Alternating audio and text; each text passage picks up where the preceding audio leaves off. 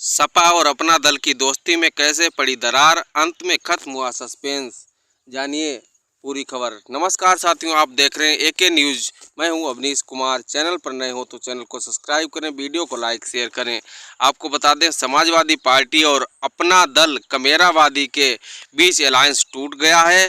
आपको बता दें कि अब इसका लोकसभा चुनाव पर क्या असर पड़ेगा, ये तो भविष्य तय करेगा। अखिलेश यादव को बहुत बड़ा झटका लगा है। आपको बता दें कि लोकसभा चुनाव से पहले उत्तर प्रदेश में समाजवादी पार्टी और अपना दल कमेरावादी के बीच अलायंस टूट गया है। समाजवादी पार्टी के नेता और यूपी के पूर्व सीएम अखिलेश यादव ने खुद इसकी घोषणा की। हालांकि इस रिश्ते में दरार एकाएक नहीं आई है। इसकी नींव इस साल फरवरी में यूपी की 10 राज्यसभा सीटों पर चुनाव के दौरान ही पड़ गई थी। अपना दल कमेरावादी की नेता पल्लवी पटेल समाजवादी पार्टी के टिकट पर विधायक हैं और उन्होंने साल 2022 के विधानसभा चुनाव में डिप्टी सीएम केशव प्रसाद मौर्य को मात दी थी। हालांकि फरवरी में संपन्न हुए राज्यसभा चुनाव और विधान परिषद चुनाव में अपना दल कमेरावादी की नाराजगी खुलकर सामने आ गई।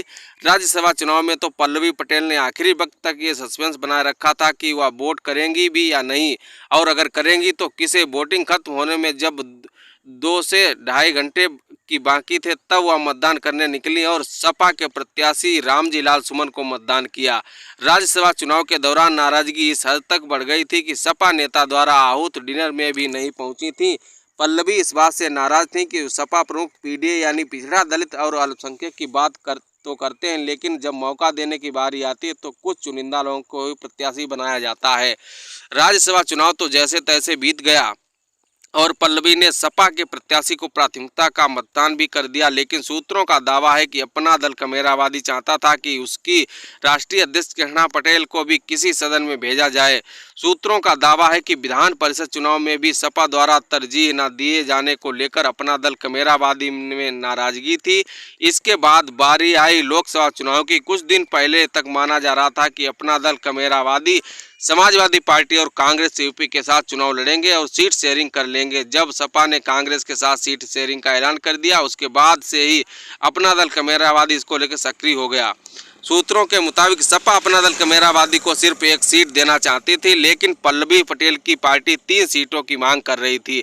बुधवार को जब अपना दल कमेरावादी की ओर से प्रेस विज्ञप्ति जारी कर 3 सीटों पर दावा ठोका गया, तब भी ये माना जा रहा था कि पल्लवी पटेल की पार्टी सपा पर सीट शेयरिंग को लेकर प्रेशर बना रही है। हालांकि सपा ने उसी दिन बुधवार को मिर्जापुर से जब अपना प्रत्याशी उतार दिया, तब अपना दल कमेरावादी का उल्टा दांव पड़ गया।